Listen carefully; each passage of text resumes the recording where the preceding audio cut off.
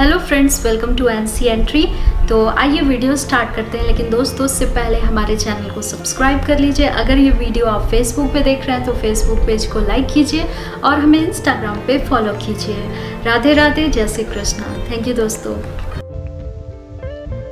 तो दोस्तों, अब मैं आप सबको भगवान जगन्नाथ की कथा सुनाने जा रही हूँ, जो कि एक ऐसी कथा है जिसे सुन के सबका मन तृप्त हो जाएगा। और भगवान का जो जगन्नाथ जी का जो व्रत कथा है, जगन्नाथ की व्रत कथा। एक बार भगवान कृष्ण सो रहे थे।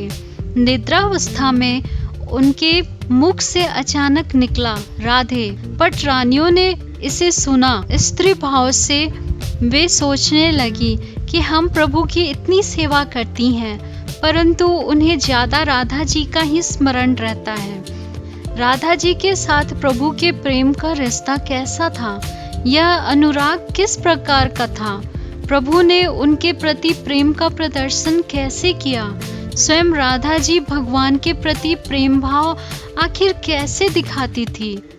रुक्मिणी जी एवं अन्य रानियों के मन में ये सब प्रश्न उठने लगे, पर उनकी जिज्ञासा शांत करे कौन। बहुओं को सास और ननद की याद आई। सभी रोहिणी जी के पास पहुंची। उनसे राधा रानी कृष्ण के प्रेम व भगवान के व्रज की लीलाएं सुनने की प्रार्थना की। बहुओं की जिद पर माता ने कथा सुनाने की हामी तो भर दी, पर एक शर्त रखी। रोहिणी जी ने कहा, सुनाऊंगी तो सही, पर श्री कृष्ण या बलराम को इसकी भनक भी ना लगे, इसका प्रबंध करो। यदि उन दोनों ने कथा सुन ली तो वो फिर से व्रज चले जाएंगे।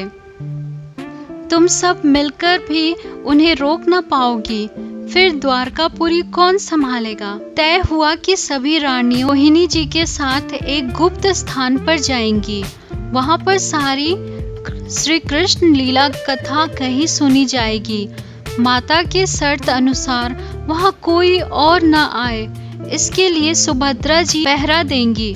भाभियों ने ननद को इसके लिए मना लिया। सुभद्रा जी को आदेश हुआ कि स्वयं श्री कृष्ण या बलराम भी आए तो उन्हें भी अंदर न आने दिया जाए। माता ने कथा सुनानी प्रारंभ की और सुभद्रा द्वार पे तैनात हो गई। राधा कृष्ण के प्रेम की अनूठी कथा। माता रोहिणी ने भगवान की शैशव लीला का बखान शुरू किया। भगवान नवजात शिशु के रूप में कैसे लगते थे, किस प्रकार से सोते थे, कैसे बाल सुलभ हट करते थे। रोहिणी जी भाव से सुना रही थी, जैसे कि कथा ही नहीं है, सब कुछ उसी समय चल रहा है। कथा सुनकर सुभद्रा जी भी स्वयं को बाल रूप में अनुभव करने लगी। वह किसी नवजात शिशु के जैसे वही द्वार पर पड़ गई। उन्हें कुछ होश ही ना रहा। थोड़ी देर में श्री कृष्ण एवं बलराम वहां आ पहुंचे।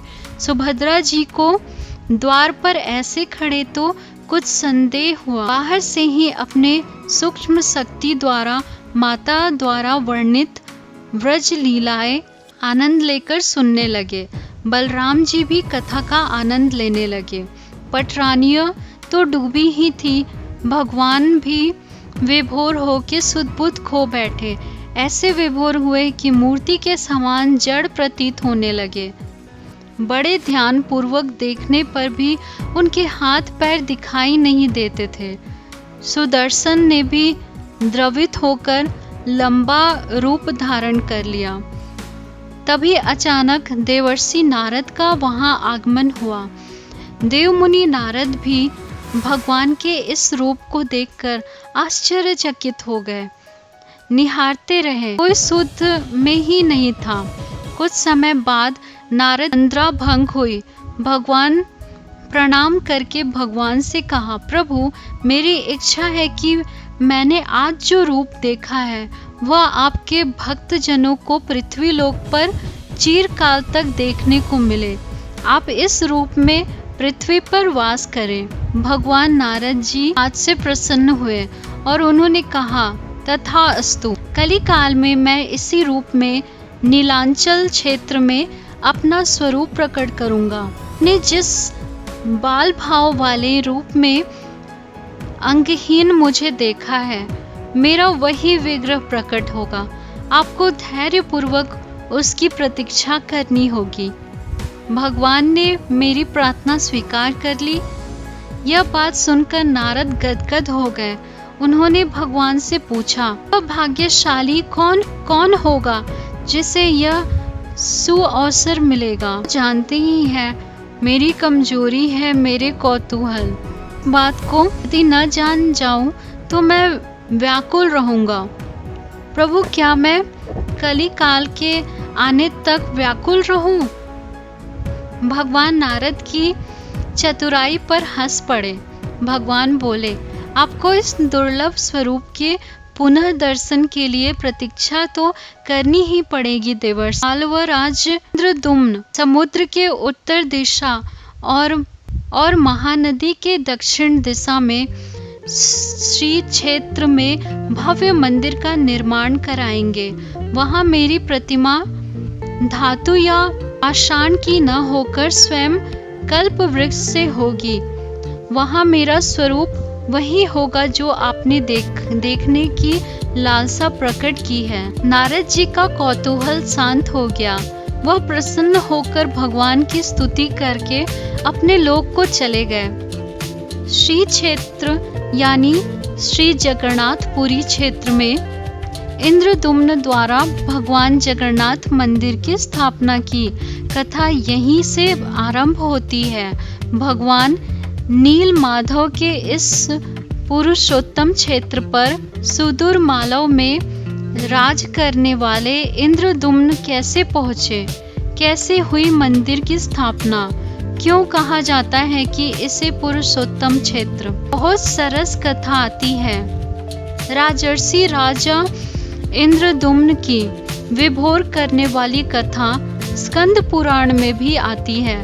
कथा को आगे बढ़ाने से पहले मैं आपको श्री क्षेत्र के बारे में भी बताऊंगी। फिर भगवान ने इसी क्षेत्र को क्यों चुना? इस क्षेत्र की इतनी महिमा क्यों है? यह कथा स्वयं लक्ष्मी जी ने बताई है। इंद्रद्युम्न एक बार ऋषियों की सभा में पहुंचे। राजा ने ऋषियों विद्वानों से पूछा, सर्वश्रेष्ठ विद्वत जनों से भरी सभा में मैं एक जिज्ञासा रखना चाहता हूँ। ऋषियों, आपने समस्त तीर्थों का सेवन किया है, मुझे कोई ऐसा तीर्थ बताइए। अब हम लोग आगे की कथा सुनेंगे। तब तक के लिए मिलते हैं अगले वीडियो में। राधे राधे, जय Shri Krishna. Thank you friends.